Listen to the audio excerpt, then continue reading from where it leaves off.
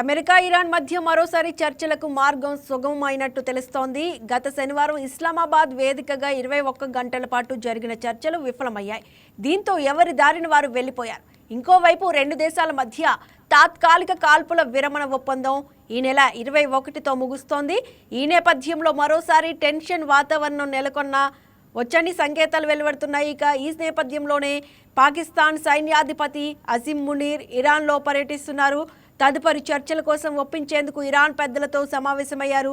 మొత్తానికి చర్చలపై క్లారిటీ వచ్చినట్టుగా వార్తలు వస్తున్నాయి. సోమవారం ఇస్లామాబాద్ వేదికగా మరోసారి అమెరికా ఇరాన్ చర్చలు ఉండొచ్చని నివేదికలు అందుతున్నాయి. ఈ మేరకు ఇరాన్ అధికారి ఒకరు మీడియాకు చెప్పినట్లుగా వార్తలు వస్తున్నాయి. అయితే అమెరికా అధికారులు మాత్రం అధికారికంగా ధృవీకరించలేదు.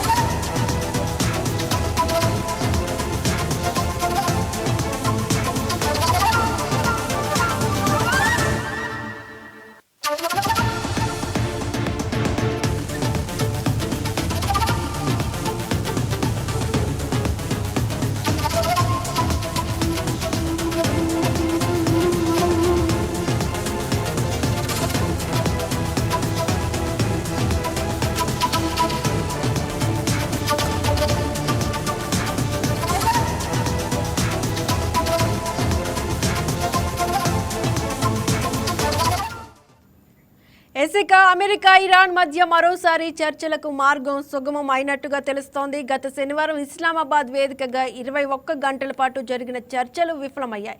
దీంతో ఎవరి దారిన వారు వెళ్లిపోయారు. ఇంకోవైపు రెండు దేశాల మధ్య తాత్కాలిక కాల్పుల విరమణ ఒప్పందం ఈ నెల 21తో ముగుస్తోంది. ఈ నేపథ్యంలో మరోసారి టెన్షన్ వాతావరణం నెలకొనొచ్చని సంకేతాలు వెలువడుతున్నాయి. ఈ నేపథ్యంలో పాకిస్తాన్ సైన్యాధిపతి అజిం మునీర్ ఇరాన్లో పర్యటిస్తున్నారు. తదుపరి చర్చల కోసం ఒప్పించేందుకు ఇరాన్ పెద్దలతో సమావేశమయ్యారు. మొత్తానికి చర్చలపై క్లారిటీ వచ్చినట్లుగా వార్తలు వస్తున్నాయి. సోమవారం ఇస్లామాబాద్ వేదికగా మరోసారి అమెరికా ఇరాన్ చర్చలు ఉండొచ్చని నివేదికలు అందుతున్నాయి. ఈ మేరకు ఇరాన్ అధికారి ఒకరు మీడియాకు చెప్పినట్టుగా వార్తలు వస్తున్నాయి. అయితే అమెరికా అధికారులు మాత్రం అధికారికంగా ధృవీకరించలేదు. ఇదే అంశానికి సంబంధించి మరింత సమాచారాన్ని మా ఏపీ బ్యూరో చీఫ్ సలాం అందిస్తారు. సలాం, అమెరికా ఇరాన్ మధ్య మరోసారి చర్చలకైతే మార్గము సుగమమైనట్టుగా తెలుస్తోంది. లేటెస్ట్ అప్డేట్ ఏంటి? Good morning Sushma. ఏదైతే గత ఈ నెల 11-12 తేదీలలో పాకిస్తాన్లోని ఇస్లామాబాద్ లో మనకు ఇరాన్ అమెరికా రెండు దేశాల మధ్య చర్చలు మొదటి దఫా చర్చలు జరిగినటువంటి విషయం తెలిసిందే. అయితే ఆ చర్చల సమయంలో రెండు దేశాల మధ్య అంటే ఏదైతే ఇరాన్ ఏదైతే అణ్వాయుధాలకు సంబంధించినటువంటి అంశం కానివ్వండి, అదేవిధంగా హార్ముజ్ జలసంధి గురించి కానివ్వండి, ఇవి రెండు అంశాల గురించి కాస్త అంటే వివాదపరమైన అంటే ఏదైతే ఈ రెండు అంశాలను ప్రాధాన్యత తీసుకుని అమెరికా సైతము ఇరాన్ తో చర్చల్లో పాల్గొన్నటువంటి పరిస్థితి. అయితే ఇరాన్ ఎట్టి పరిస్థితుల్లో అణ్వాయుధాలకు సంబంధించి కానివ్వండి, అదేవిధంగా ప్రపంచవ్యాప్తంగా ఉన్నటువంటి తమ ఆర్థిక ఏదైతే ఉన్నటువంటి నిల్వ ఉన్నటువంటి డబ్బుల విషయంలో కానివ్వండి అమెరికా దీంతో విభేదించడం జరిగింది. అయితే ఈ నేపథ్యంలోనే మొదటి దఫా చర్చలు అంటే 11-12 తేదీలలో జరిగినటువంటి చర్చలు విఫలం కాగా ప్రస్తుతం రెండో దఫా చర్చలు సాగుతున్నటువంటి పరిస్థితిగా మనం చెప్పుకోవచ్చు. అంటే రేపు 20వ తేదీన రెండో దఫా చర్చలకు ఇప్పటికే అమెరికా ప్రతినిధులు అదేవిధంగా ఇరాన్ నుంచి ప్రతినిధులు రానున్నట్లు పాకిస్తాన్ కూడా ధృవీకరించినటువంటి పరిస్థితి. ఇప్పటికే ఇస్లామాబాద్ వద్దకు 20వ తేదీన చేరేందుకు అంటే 19వ తేదీ రాత్రికే ఇరాన్ నుండి ప్రతినిధులు అదేవిధంగా అమెరికా నుండి ఆ దేశానికి సంబంధించినటువంటి ప్రతినిధులు రెండో దఫా చర్చల నిమిత్తం రానున్నట్లు మనకు అందుతున్నటువంటి సమాచారం. అయితే మరొక విషయం కూడా ఇక్కడ మనం చెప్పుకోవచ్చు. నిన్ననే ఇరాన్ కూడా ప్రకటించింది హార్ముజ్ జలసంధిని తాము తెరవనున్నట్లు చెప్పడం జరిగింది. అయితే దీనిని తాము స్వాగతిస్తున్నామని ట్రంప్ కూడా కామెంట్ చేయడం జరిగింది. అయితే దాదాపుగా సుమారుగా మనం చూస్తే 2 నెలలుగా అంటే సుమారు 2 నెలల కాలంలో ఇరాన్ ఇజ్రాయెల్ అంటే ఇజ్రాయెల్ కు మద్దతు ఇస్తున్నటువంటి అమెరికా ఈ మూడు దేశాల మధ్య ఉద్రిక్తత వాతావరణం ఉన్నటువంటి విషయం మనకు అందరికీ తెలిసిందే. ఈ నేపథ్యంలో ఈ యుద్ధ వాతావరణం పరిస్థితితో ప్రపంచ దేశాలలో కూడా ముడి చమురుకు సంబంధించి కాస్త ఇబ్బందులు ఎదుర్కొంటున్నారు. అయితే ఆర్థికంగా కూడా మొత్తము ఈ యొక్క ప్రభావం అనేది ప్రపంచ ఆర్థిక వ్యవస్థపై కూడా చూపిస్తున్నటువంటి నేపథ్యంలో ఏదైతే ఇరాన్ అమెరికా మధ్య శాంతి చర్చలు జరగాలని చెప్పేసి ప్రపంచంలోని అన్ని దేశాలు ప్రస్తుతం కోరుకుంటున్నటువంటి పరిస్థితి. అయితే ఈ నేపథ్యంలోనే పాకిస్తాన్లోని ఇస్లామాబాద్ వద్ద 12వ తేదీన మొదటి దఫా చర్చలు జరిగాయి. ప్రస్తుతం ఈ రెండో దఫా చర్చలు జరగబోతున్నాయి. అయితే ఈ రెండో దఫా చర్చలు సఫలం అయితే నేరుగా అమెరికా అధ్యక్షుడు ట్రంప్ వచ్చి ఈ చర్చలు సఫలమైన వేళ తనే సంతకం చేసేటటువంటి అవకాశం ఉందని కూడా ప్రస్తుతం మనకు అందుతున్నటువంటి సమాచారం. ఏదేమైనప్పటికీ రేపు 20వ తేదీన ఈ రెండు దేశాల మధ్య సుదీర్ఘంగా చర్చ సాగేటటువంటి ప్రధాన అంశాలలోకి మనం వెళ్తే హార్ముజ్ జలసంధి గురించి, అదేవిధంగా అణ్వాయుధాల తయారీ గురించి, ఏదైతే ఇరాన్ అణ్వాయుధాల తయారీపై వెనుకంజ వేయాలని చెప్పేసి ఇప్పటికే అమెరికా కూడా మొదటి దఫా చర్చలో సైతం భీష్మించి కూర్చున్నది. అదేవిధంగా హార్ముజ్ జలసంధిని పూర్తి స్థాయిలో తెరిచి ఉంచాలని కూడా అమెరికా కోరుతున్నటువంటి పరిస్థితి. అయితే మొదటి దఫా చర్చలో మాత్రం ఈ చర్చలు విఫలమైనటువంటి పరిస్థితి. ఇప్పుడు మాత్రము రెండో దఫా చర్చలు సఫలమయ్యేటటువంటి అవకాశం ఉందని కూడా అంతర్జాతీయ విశ్లేషకులు అభిప్రాయపడుతున్నటువంటి పరిస్థితి ఉంది సుష్మా. ఎస్, అంటే ఏవైతే అమెరికా ఇరాన్ చర్చలు ఉండొచ్చని నివేదికలు చెబుతున్నాయి. ఈ నేపథ్యంలోనే పాకిస్తాన్ సైన్యాధిపతి అసీం మునీర్ అయితే ఇరాన్లో పర్యటిస్తున్నారు అని కూడా చెప్తూ ఉన్నారు. అంటే ఇది నిజంగానే చర్చల కోసమే ఆయన ఇరాన్లో పర్యటిస్తున్నారా? ఏంటి దీనికి సంబంధించిన అప్డేట్? అంటే ఇప్పటికే మనము ఈ యొక్క ఇస్లామాబాద్ రెండో దశ చర్చలో పాల్గొనేటటువంటి నేతల జాబితాను మనం ఒకసారి అంచనా కూడా వేస్తే అమెరికా బృందం నుంచి ఉపాధ్యక్షుడు జేడీ వాన్స్ నేతృత్వంలో ఈ దౌత్య బృందం రానుంది. అదేవిధంగా ఇరాన్ నుంచి విదేశాంగ మంత్రి అబ్బాస్ అరాగ్బీ మరియు అగ్రశ్రేణి దౌత్యవేత్తలు ఇందులో రెండో దఫా చర్చలో సైతం పాల్గొనేటటువంటి అవకాశం ఉందని మనకు తెలుస్తోంది. అయితే ఈ చర్చలు విజయవంతమైతే మాత్రం డొనాల్డ్ ట్రంప్ స్వయంగా ఇస్లామాబాద్ వచ్చి ఒప్పందంపై సంతకం చేసే అవకాశం ఉన్నట్లు సమాచారం. అయితే ఈ చర్చలు సఫలమైతే పాకిస్తాన్ కూడా ఈ రెండు దేశాల మధ్య, ఏదైతే ఇరాన్ అమెరికా రెండు దేశాల మధ్య చర్చలు సఫలమయ్యేందుకు పాకిస్తాన్ జోక్యం చేసుకోవడానికి ప్రధాన కారణం కూడా ఏంటంటే ఈ చర్చలు సఫలమైతే తమకు భారీ పెట్టుబడులు వచ్చేటటువంటి అవకాశం ఉందన్న ఆశతో కూడా పాకిస్తాన్ ఎదురు చూస్తుందని చెప్పుకోవచ్చు. ఈ నేపథ్యంలోనే ఇప్పటికీ ఇరాన్ అమెరికా మధ్య దౌత్య చర్చలకు పాకిస్తాన్ పూనుకున్నటువంటి పరిస్థితి. మొత్తం మీద మీరు అన్నట్లుగా ప్రస్తుతము ఏవైతే ఈ చర్చలు సఫలమైతే ఖచ్చితంగా ప్రపంచ ఆర్థిక వ్యవస్థ మెరుగుపడడంతో పాటు కొన్ని సమస్యలు పూర్తి స్థాయిలో తొలగిపోయేటటువంటి అవకాశం ఉందని కూడా చెప్పవచ్చు సుష్మా. ఎస్, అంటే ఇప్పుడు మనం ఏదైతే మాట్లాడుకున్నామో వీటన్నిటికి సంబంధించి ఇరాన్ అధికారి ఒకరే మీడియాతో మాట్లాడినట్టుగా తెలుస్తోంది. మరి అమెరికా అధికారులు అయితే ఎవరు కూడా అధికారికంగా ధృవీకరించలేదు దీనికి సంబంధించి. అంటే తాజా సమాచారము అమెరికా అధ్యక్షుడు డొనాల్డ్ ట్రంప్ నిన్న కూడా ఒక సానుకూలమైనటువంటి సంకేతాన్ని ఇవ్వడం జరిగింది.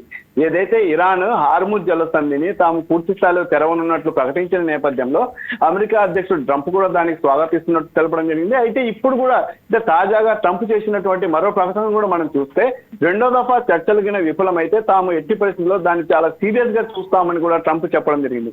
అంటే ఈ రెండు విషయాలను చూస్తే మనము ఖచ్చితంగా ప్రస్తుతం ఏదైతే ఈ శాంతి చర్చలు సఫలమైతేనే ఈ యుద్ధ వాతావరణానికి ఉద్రిక్తతకు కాస్త వాతావరణం చల్లబడేటటువంటి అవకాశం ఉందని చెప్పుకోవచ్చు. కానీ మీరు అన్నట్టుగా ఇరాన్ కి సంబంధించి మాత్రం ఇప్పటికే ఇరాన్ ప్రతినిధులు ఏదైతే రెండో దఫా చర్చల గురించి రేపు ఏప్రిల్ 20వ తేదీన ఇస్లామాబాద్ లో జరగనున్నటువంటి రెండో దఫా చర్చల గురించి ఒక క్లారిటీ ఇవ్వడం జరిగింది. కానీ అమెరికా మాత్రం ఇప్పటికీ దీనిపై ధృవీకరించకపోయినప్పటికీ పాకిస్తాన్ మాత్రం ఇప్పటికీ దీనికి సంబంధించి రెండో దఫా దౌత్య చర్చలకు అన్ని సిద్ధం చేస్తోంది. ఇప్పటికీ ఇస్లామాబాద్ లో ఎక్కడైతే దౌత్య చర్చలు జరుగుతున్నాయో అక్కడ పోలీస్ పహారాను సైతం ఇప్పటి నుండే పూర్తి స్థాయిలో పహారా పెంచినటువంటి పరిస్థితి. రేపటి 19వ తేదీ రాత్రికే రెండు దేశాల ప్రతినిధులు తప్పక వస్తున్నారని చెప్పేసి పాకిస్తాన్ అంటున్నటువంటి మాట. కానీ అమెరికా మాత్రం ఈ రెండో దఫా చర్చలలో పాల్గొనేందుకు సుముఖంగా ఉందా లేదా అన్నది మాత్రం క్లారిటీ మాత్రం రావాల్సింది. కానీ పాకిస్తాన్ మాత్రం ఇప్పటికీ రెండో దఫా చర్చలకు అన్ని ఏర్పాట్లలో ఉందని మనం చెప్పుకోవచ్చు. అన్ని ఏర్పాట్లు